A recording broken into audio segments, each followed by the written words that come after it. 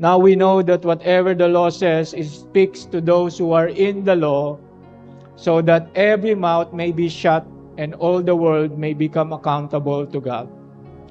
Because by the works of the law, no flesh will be justified in his sight, for through the law comes knowledge, the knowledge of sin.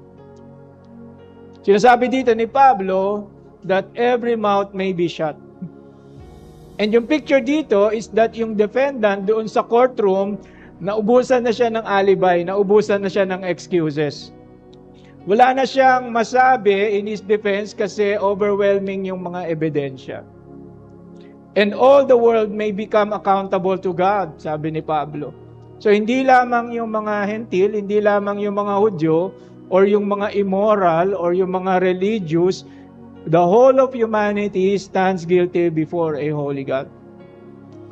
Present ni Pablo yung gospel in such a way that by God's grace, yung tao na nagbabasa ng sulat niya would bow before God and recognize na kailangan niya ng righteousness.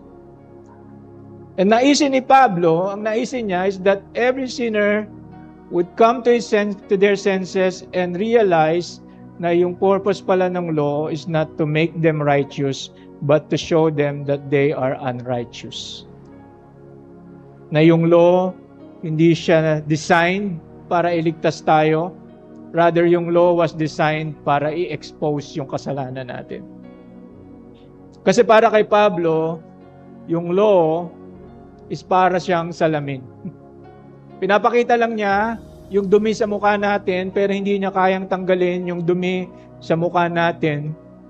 Pinapakita lang niya na ito yung problema, pero hindi niya kayang mag-provide ng solution. Kasi sabi ni Pablo, because by the works of the law, no flesh will be justified in his sight, for through the law comes knowledge of sin. The law tells us what God requires, but it also reveals how far we have fallen short of His perfect standard.